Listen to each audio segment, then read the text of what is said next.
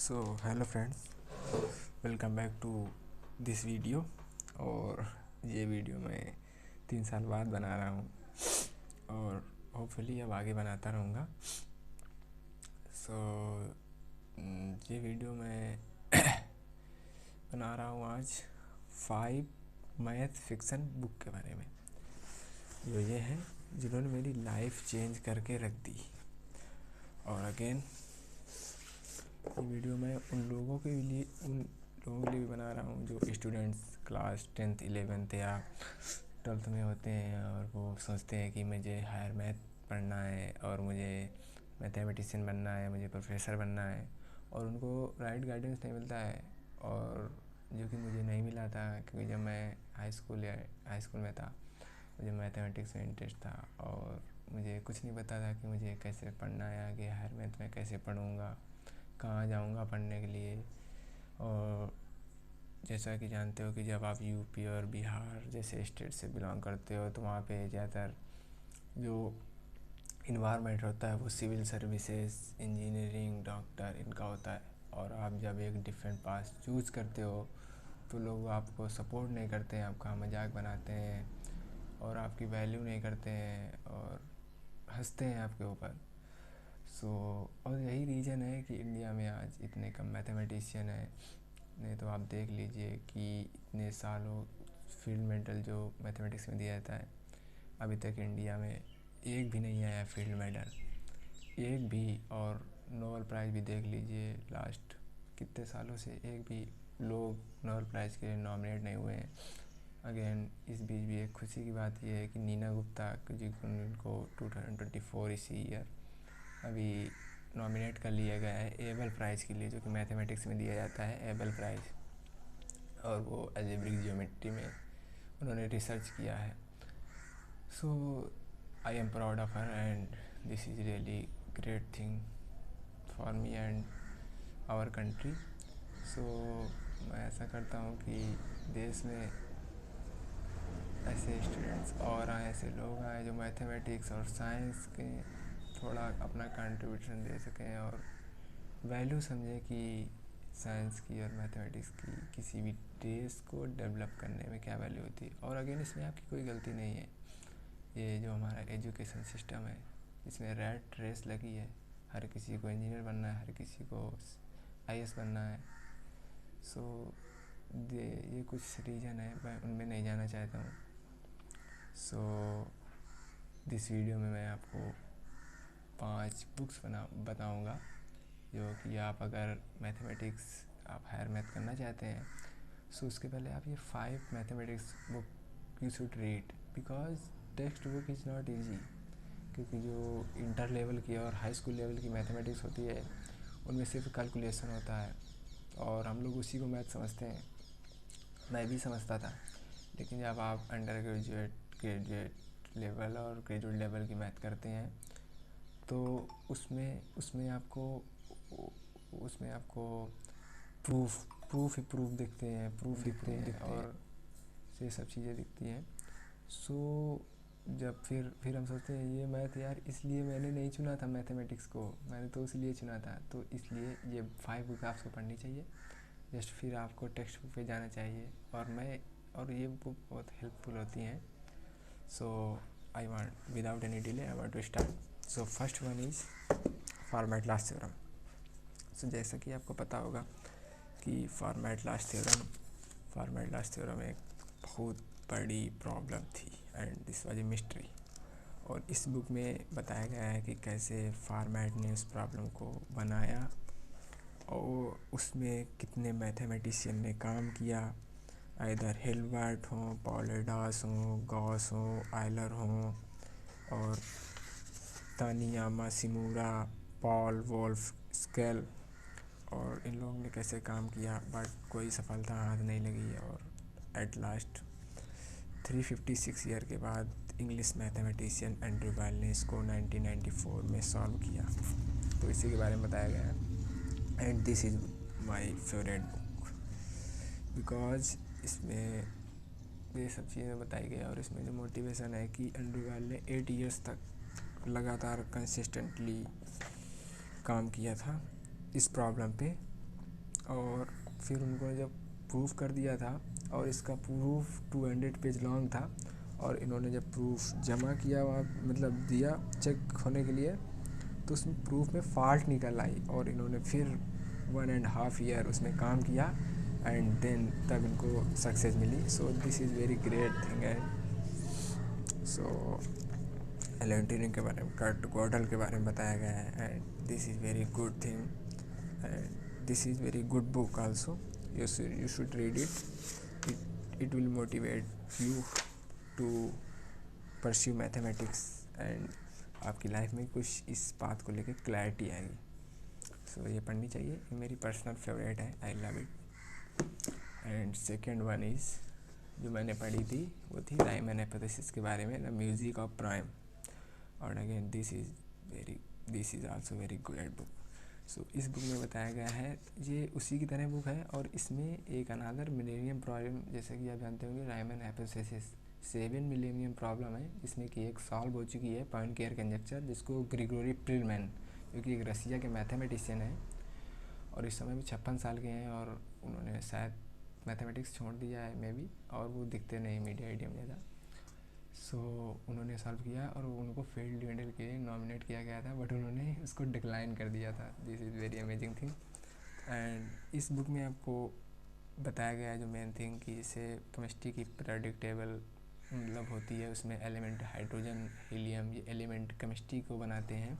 उसी तरह जो प्राइम नंबर होते हैं वो मैथमेटिक्स को बनाते हैं.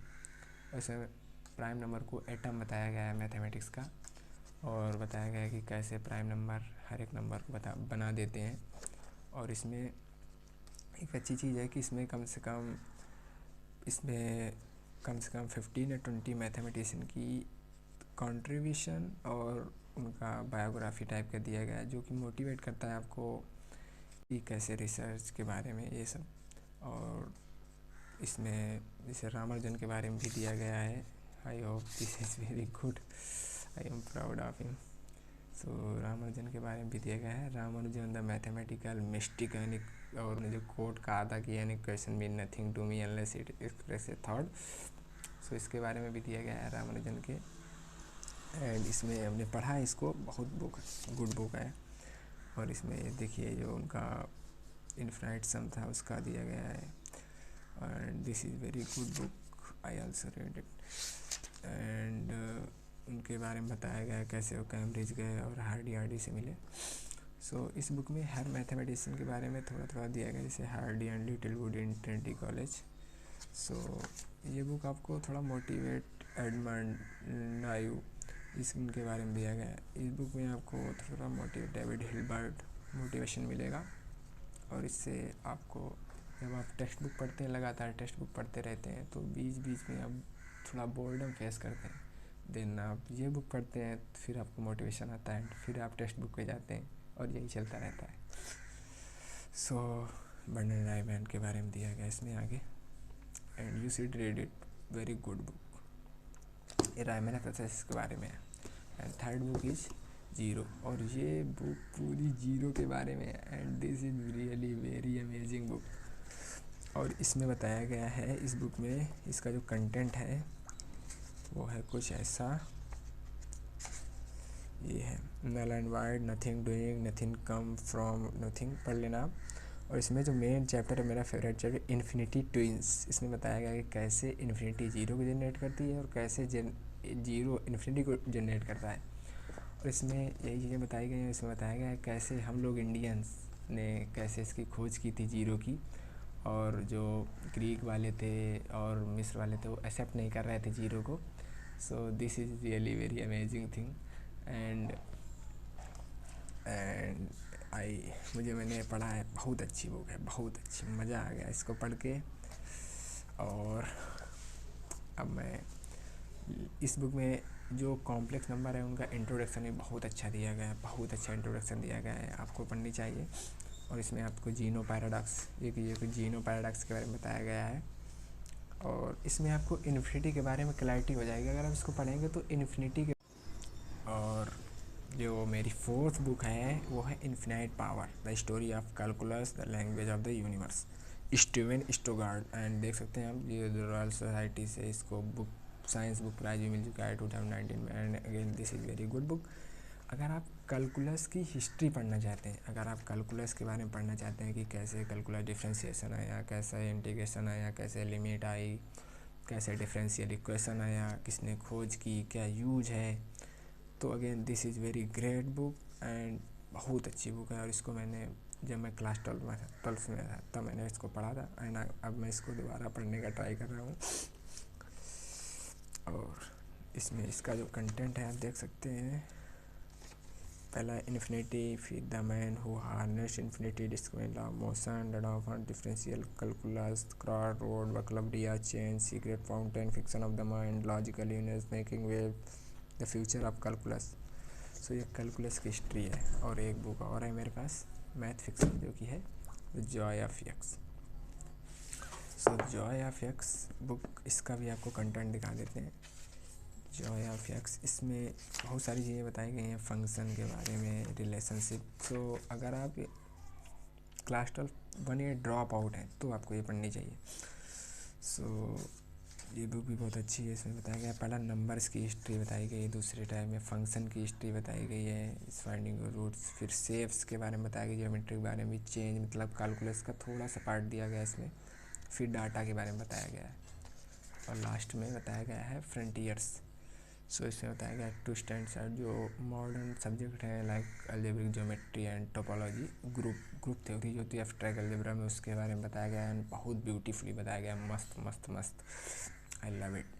एंड हिल्बर्ट होटल के बारे में बताया गया है और ये बहुत मस्त है। And group thing and loneliest number, twist and sounds के बारे में बताया गया है। ट्विस्ट जो टोपोलॉजी में होता है, Mobius strip and music box देख सकते हैं। और इसमें भी कॉम्प्लेक्स नंबर का इंट्रोडक्शन बहुत अच्छा दिया गया है।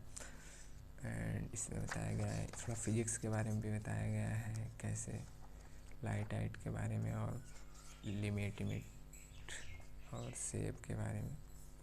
सो these are my 5 math fiction book जिनके बारे में आपको बताना चाहता हूँ। और मैथ के अलावा भी बहुत पढ़ना पसंद करता हूँ।